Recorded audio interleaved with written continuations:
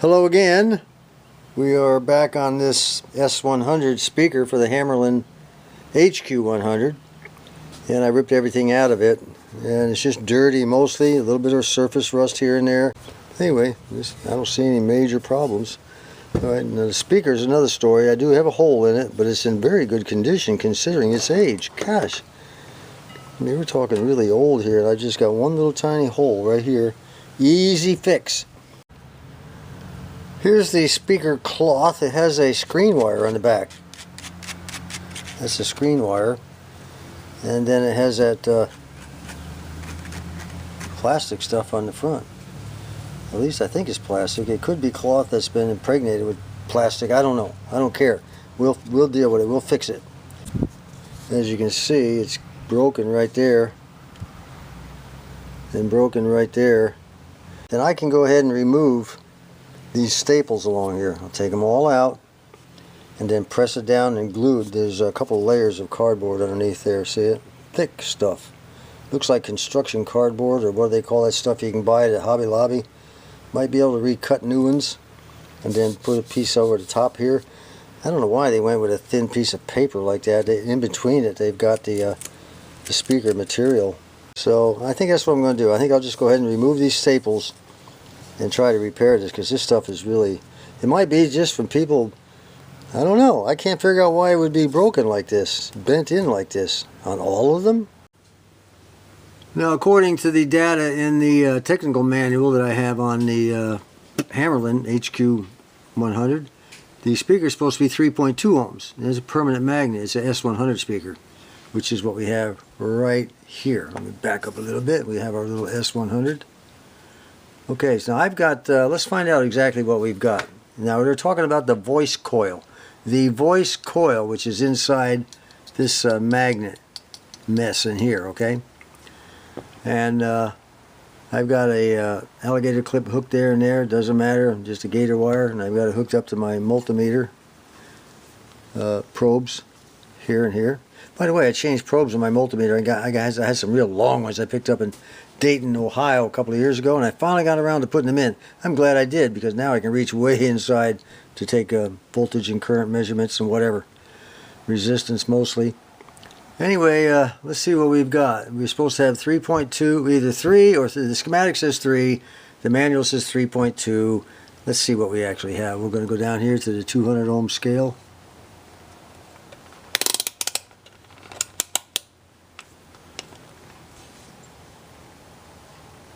3.4. I'd say that's just about right on. That's not bad for being, there's no telling. I guess this is also about 90 years old, maybe a little less.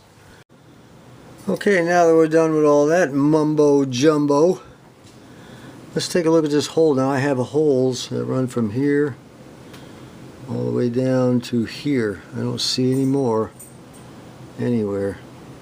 Kind of interesting. Let's find out what this is. This might be some kind of a bug cocoon or something, but it's going to have to come off, because I want to patch it. I'm going to patch it all the way out to this little blemish in the speaker right here. I don't know what that is or that. We're going to fix it all. We're going to put this big patch right here. Let's see if I can pick this away without tearing the rest of the speaker up. I don't know what that is. It's kind of weird, huh? Looks like glue or something. Paper. Ah, it is a bug cocoon. Look at the bug. See, some people would have said, "Oh, I better leave that there." Forget that. This is my speaker. That bug. I have a. I should contact an archaeologist about this. I've just found a fossil. All right, I think I pretty much got it out. I have a brand new bottle of liquid tape, and I'm going to go ahead and lay it on there. We're going to do an extra large patch on this, because this is a very old speaker, and you know I want to make sure it's well covered where that hole is, and where the frayed area, where the tiny little holes are here. Let's just do a little overkill here. Well, that's what she looks like when you're done. I go ahead and I put a coating of liquid tape on the speaker. I mark it with a pencil, sort of, you know. I always get outside the mark lines, no problem.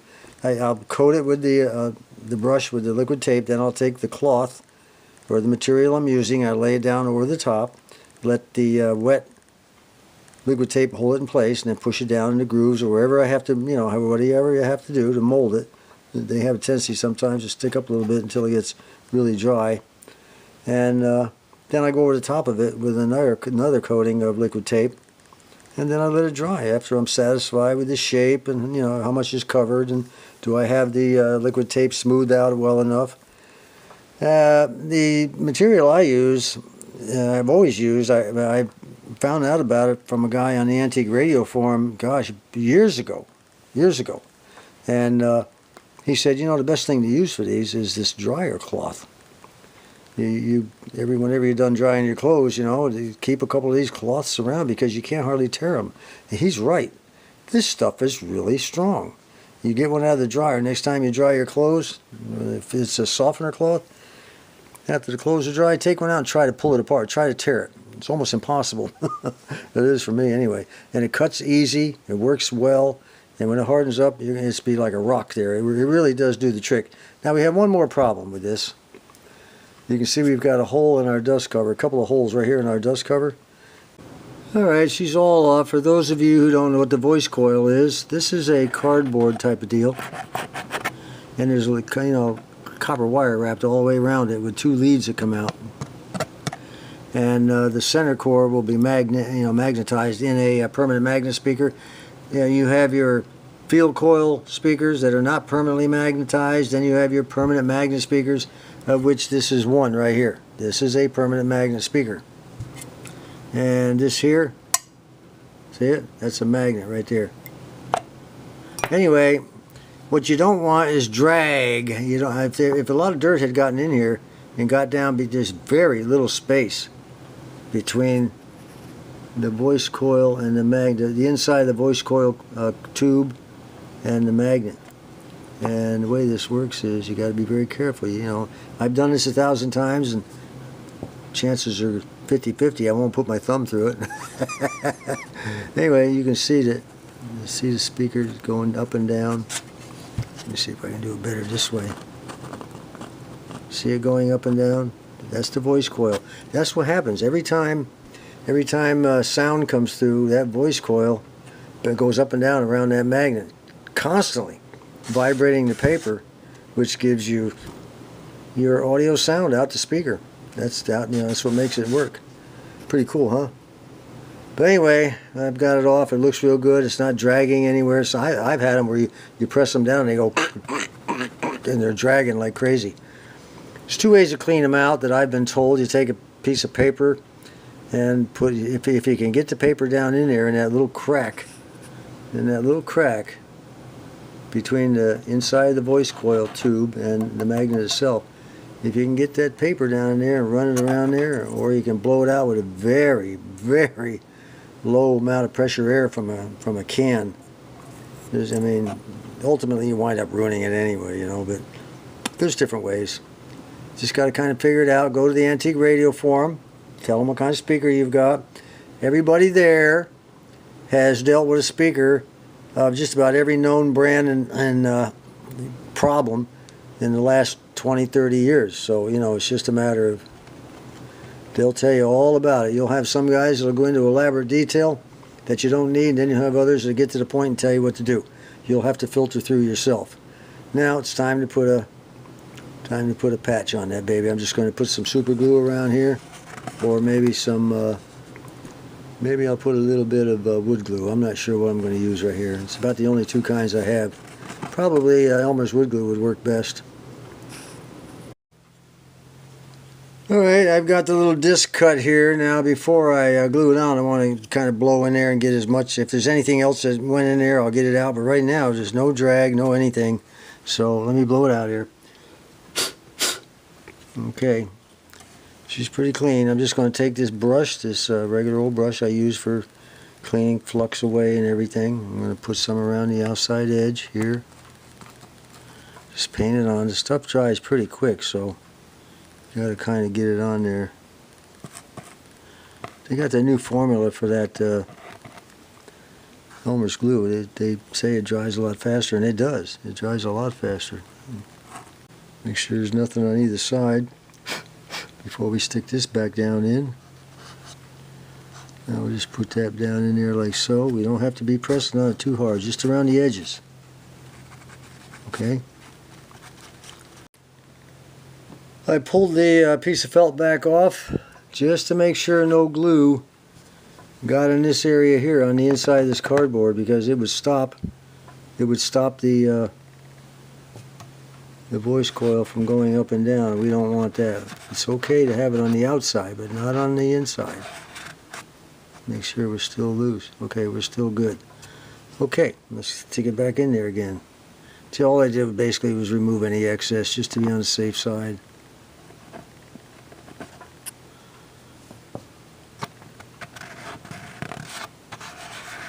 Okay, I think that's going to do it. Let's get her back where it belongs now. Still pretty sticky. It'll be okay. Okay, now what do you do? Let's say you do all this, and then after it all dries, you notice that there's a part right here that didn't glue all the way down. What do you do? Well, you don't panic, okay?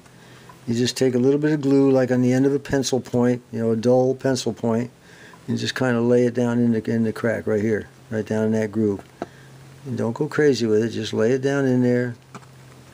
And as long as that voice coil is moving in and out, you're good to go. Just let it dry in between, okay? Well, that's that. Looks pretty good, nice and solid. Not going to go anywhere, it lasts a long time.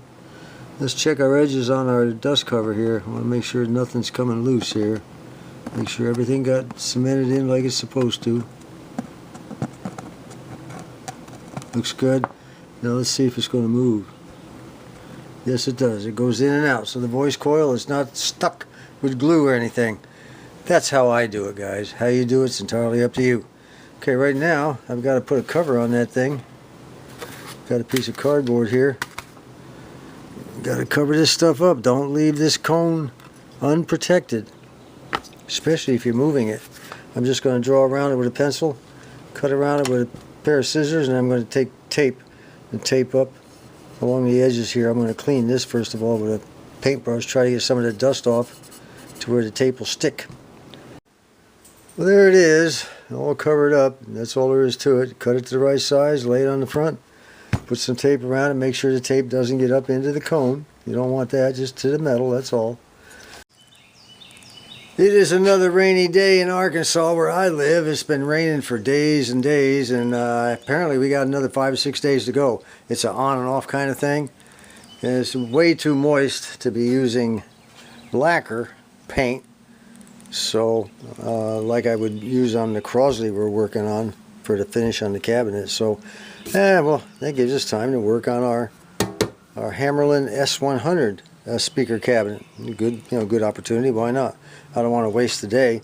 I've also got to power wash the deck. If I can get the rain to quit, where I can go out there and really spend some time, I got to get that thing washed. Power washed anyway. It's pretty dirty. It needs it. Anyway, I'm going to go ahead and use 240 grit. I've been using it a little bit here. We're basically just going to go ahead and clean it up real good. On the inside, now I ran this thing through the dishwasher. It worked really well. Look at how shiny and clean it is on the inside, okay? Except for the top. It's kind of weird. I don't understand this. Normally it would sound like this. But it's the inside of the top and the top itself. I don't know how it could have got like that. Anyway, let's go ahead and sand it down. The rest will probably, I'm going to sand this thing down here also. And the rest will probably be just done by hand with a sanding block. Well, the whole thing took about 20 minutes, but I had to take the top down all the way to the metal. It was just, this rust was pretty deep. Still got a surface type rust there, but the Rust-Oleum will handle that. I went ahead and sanded all the other sides, most of it by hand. Still only took 20 minutes. Well, I better get some primer paint on this bare metal now that I've washed it all off and everything. And dried it real good. Get any dust that might be on it. I'm just going to prime it up. Anywhere I see bare metal, I'm going to prime it. I'm not going to cover the entire thing. So the top, of course, is going to get it the most.